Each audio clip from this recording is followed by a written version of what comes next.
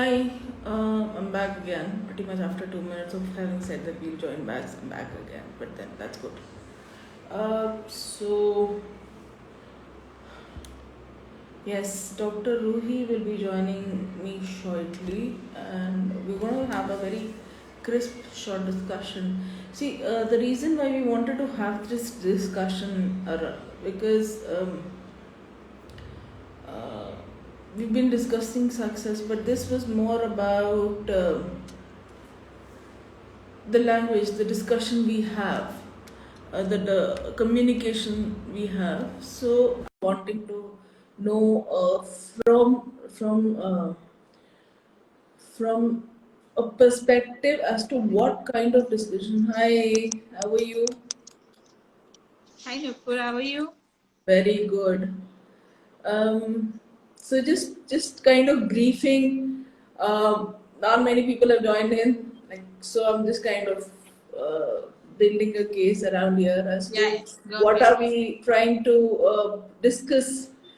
So, language of success that we wanted to talk about basically gives me a perspective was that word hold a very strong emotions, every emotions that come. So right now, like sometimes we are talking in terms of disappointment, sometimes we are talking in terms of anxiety. Uh, Sometimes you see a lot of people talking in terms of positivity, too much positivity. That also kind of irks people. Um, so what is it like wherever you're sitting right now, and when we have to like talk to people, whenever we have to talk to our friends who are in this situation, who are losing loved ones, who are losing or in just simply case or are not able to deal with the situation, unable, what is the kind of, how can we talk to them, so what is the language that will help us deal in current situation? That is what we wanted to that is what I wanted to discuss today. So All right. that is. Okay.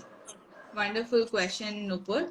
And to be honest, this is a very tricky question these days because we are all going through something and then we know somebody who is going through a lot as well. Right? So we need to first of all understand that there are two aspects to it. We need to find the balance. If we talk about being positive, being hopeful, definitely we need that. Everybody needs that, and we should have that all of the time. But then there is something called as toxic positivity as well, right? When we are low, or if we are talking to somebody who is going through something, if we only tell them, think positive, don't worry about it, obviously it's going to be okay. Although we have the best of our intentions, but it will not be received very well because the automatic reaction will be, defensiveness, that you don't know what I'm going through, right? Or maybe, what they do is they start comparing and they feel even worse, that, oh my God, in this situation, I am feeling bad. Plus, this guy is already feeling much better, right? So that doesn't go very well.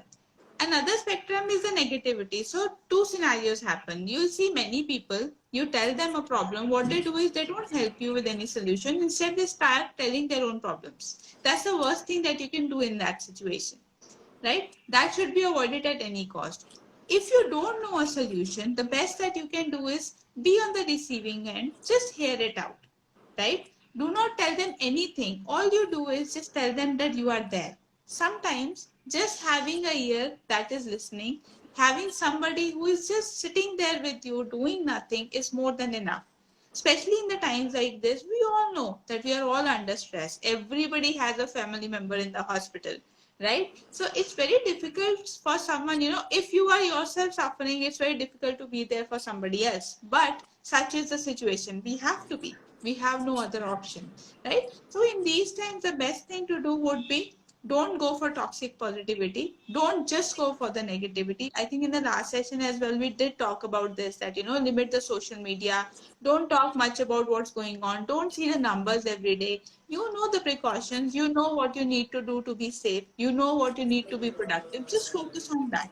One day at a time, instead of, what after a month, when will this be over, if this will be over, etc., etc. Right now is a very good time to just slow down the pace and take it one day at a time. What about today? What can I do today which will make a difference in my life as well as somebody else? Right? we all need to take care of ourselves, but definitely I think, this is a good time to see what you can contribute to the society as well. Take baby steps, something. Even if all you do is just call somebody and give them a reassuring ear, I think that's great. Absolutely. And what kind of self-talk right now? That is something which is very important because most of the time I see people struggling with it because they do not know as to how to take. I mean, they hear, and they look at their loved ones Yeah. who have not really gotten into that problem, but then they're fearful, they're afraid कि भई ये तो घर तक आ गया है. Right. I mean, I've actually I've heard people talk stuff which frankly, even I did not have answer to. So my question to you is, what kind of self-talk can they do in this time? So Right. one is definitely, yes, they do not listen to WhatsApp, but then I do hear people saying ki the minute they get up, it's like it's inevitable. It's like Yeah. it is like pretty much like Thanos. It is inevitable. True, है true. वहाँ You पे are very सब. right in saying that. बिल्कुल है, बिल्कुल है. These are tough times, right? The whole environment is negative. How do you escape it? So, the first thing, and this is a very valid question. In the last 1 week, if I have seen 10 patients, 5 of them who came were because of this only. What is happening is they go to social media. अभी lockdown में किसी का गोल था 6 pack banana. Somebody is having some cookery show, somebody is baking, somebody is doing dance classes, etc. And the people who are of course not able to do it, they go even worse, they go even low, that see, we all have that free time, and then they are not able to do whatever things they wanted to do even now. But we need to understand that everybody is built differently, right? And also we need to clarify whether they have clinical anxiety or not. So if it is just a little bit of here and there stress, it's a different thing. Then you need coping strategies, which I'll explain in a bit. If you feel that literally physically you are feeling the manifestations, you are having palpitations, you are trembling, you are feeling fearful, maybe it's a very good time that you go to a mental health professional, a counselor that you can talk to. What is happening is that people are assuming that it's happening to everybody and they don't go. Plus, obviously, we have the stigma with the mental health, right? So this could be a very good time to recognize that I do have the symptoms of anxiety and maybe I need to get them checked. But if you don't have clinical anxiety and it is just stress building up, you can engage into, mindfulness practices. Start with, first of all, again, limiting the social media, talking to people or family about it, because right now this happens. Everybody who calls me, they're talking about this only. And I'm like, I know the scenario. I don't need to be reminded. Simple. You need to have your boundaries that beyond this, I cannot take it. Right? Be very clear about it that if I'm talking about this, I'm getting stressed. So please don't do that. Second thing is engaging in mindfulness activities. It can be very simple, as basically what mindfulness is, it's a very glorified word of essentially what we have to do is be in the present moment. How you practice is simply when you are having water, just have water. Right? It's very easy to say, but it's very difficult to do. Just go through your day, you won't even know where the day went by. Although we are not that busy, still the day is just passing by. Some moments of awareness, 5-10 minutes of sitting with yourself, just seeing what all is happening around you, and just sinking it in, just sitting with your thoughts and taking it a bit slow might help. That self-talk that has to happen at this point of time is, it's okay. This is anybody Absolutely. that I'm telling that what they need to do is that whatever is going on, if they're able to do, great. If they're not able to do, the thing you tell yourself is, it's okay, right? Just let the day go by, have some good positive things to do throughout, have some self-care practices, but then again remember that in the end, if you were not able to do it, it's completely okay. That makes all the difference, just to have that feeling that you know you don't have to be hopeful or positive. Sometimes it just kind of passes through. Absolutely. True, true. um Radical acceptance. Whatever it is. You need to accept it. Right? yeah, one of the challenges that we are all facing, not we, some of my friends who are like business people, and so they have their help. So they have their not just help in terms of their labor, they're moving out, they're going back to their places, and they're trying to tell them that this is spread like Nupur, hi. wildfire. Sorry, I'm cutting you in. Your voice is breaking. I'm not able to hear you clearly. Could you please repeat what you said? Okay, I'm saying that there are there are a couple of friends who have people employed for them. Now they are going back to their native Right. places. Okay. Now my question to Yeah. you is, now they are like literally struggling. So all these laborers and people who are going back to their villages now, but this time around, this has also spread to villages. They're not really safe. So at that point, what is it that they can tell to their and what is the kind of support that they can uh, give in terms of not just, so it's not just in terms of uh, material support, but there's a lot of emotional support that they can probably also give. So I'm asking on both levels, so what's the kind of support that they can give to evade that anxiety and Right. Right.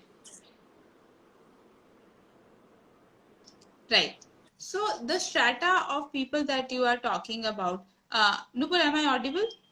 yes, very much, yes, you are. Okay, all right. So basically, the category of people that you are talking about, we know that definitely they have the emotional pressures and the mental health pressures, but the materialistic aspect, the money aspect of it, they are not financially very independent. So what we need to do is, if possible, definitely what we are doing is, the employees that we have, we are paying them the same amount, even if they are not working for us or are on leave because of various reasons. For example, I am in Mumbai, and because the trains are not working, most of the staff is not able to travel for work, but we are making sure that they are getting paid. So if you Correct. can afford it, might as well do it. That would be really great. Second thing is giving them the sense of security that when, if at all they are leaving, whenever they come back, they will be welcome. There will be a spot for them, so that they are not unsure of the future, which is a major cause of anxiety these days, right? Third thing is, of course, explaining them what it is. Mostly what we are seeing is that in this group, because the information that they get is via, it's not very direct and legitimate. They don't even understand what's happening. Most of them till now we'll see that, they don't even wear masks, they're not even taking the basic precautions. So basically that means they are not aware of the situation, and they are not even aware of what we are dealing with. So the best thing that we can do is educate them. Right? Tell them what it is, tell them how it's going to play out, tell them what the scenario is going on and what they need to do to make it better. Then coming to the emotional part of it, and feeling left out to it. So again, if we will give them some sense of security and security, I think that will really help them to be calm and really, because see, even last time the same thing happened when the pandemic occurred. They started moving back to their villages. If they would have just stayed where they were and the government would have made some better arrangements, the pandemic would not have spread the way it has. Isn't it? Absolutely. That was the first thing that we should have done, but unfortunately we didn't think about it, right? So a pandemic means you just stay where you stay put where you are. You don't create a panic, and that was a panic situation. So basically what we need to do is give them some sense of security for the future, which will definitely reduce the anxiety. Yesterday only I was reading, I think within the last 3 months, 1 million people have lost their jobs in our country. Imagine the tragedy they are going through, and not everybody has those type of savings in the bank that they can get by a whole year without earning, right? They are Correct. day-to-day workers, are wage workers, right? Correct. So for most people, the thing is that we who can afford should be doing as much as possible, definitely, but then giving them the sense that even if once this passes, they have those jobs secure, they won't be replaced. I think that will really help them with the mindset as well.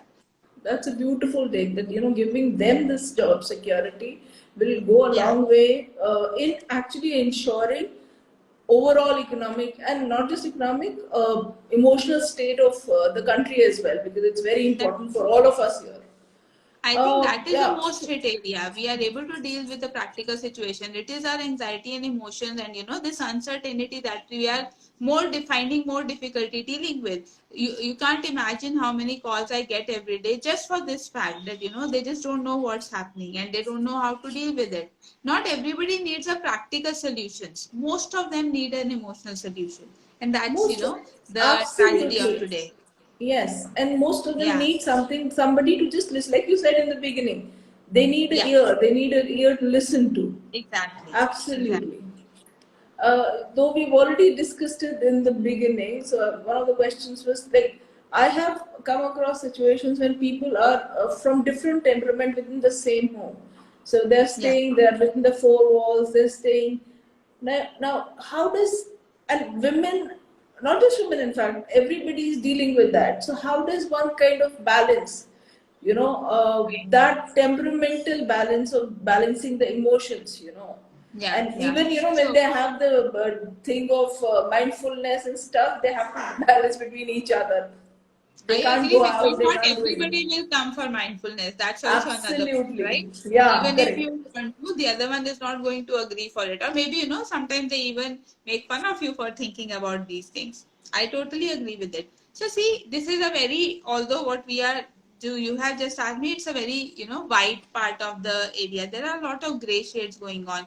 We are seeing domestic violence increases to an exponential level, and it's not just the lower economic status. You can't even imagine the type of cases that are coming to me. Even I am surprised, right? When this pandemic started, and everybody, I was getting so many calls of everyone just telling me that they don't want to stay home.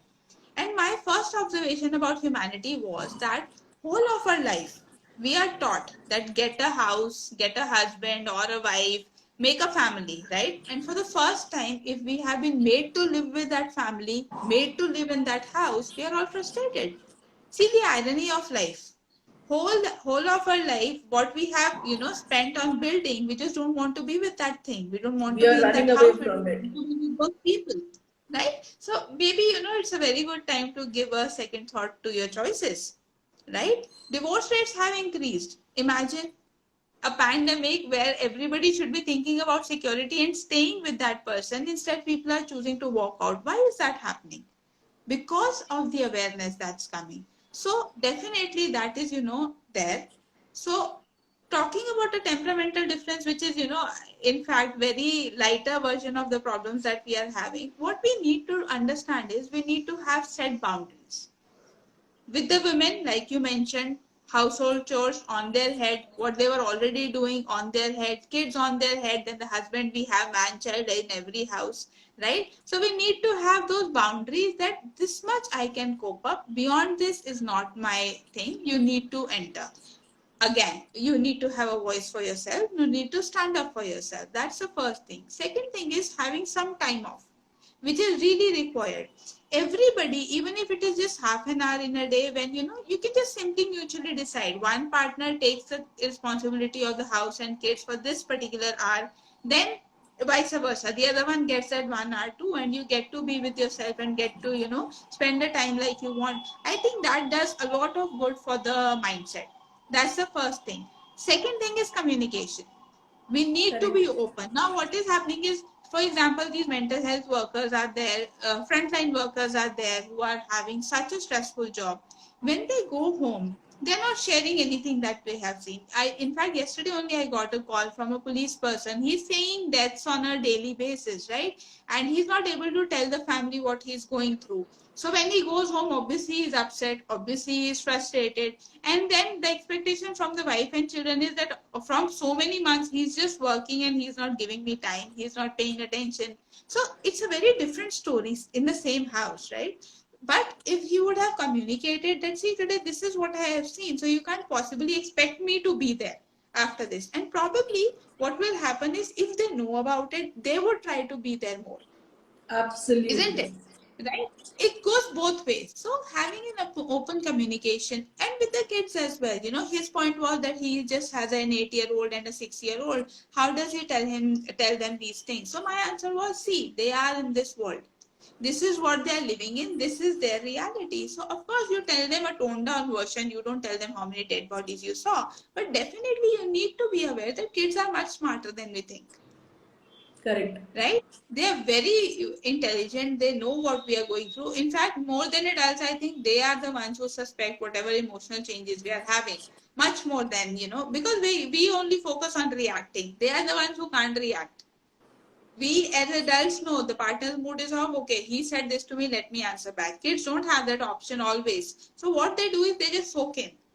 And that Correct. soaking in of emotions actually gives them the awareness of what is going on. So if we can actually educate them, so maybe the mistakes that we have made our kids won't, isn't it?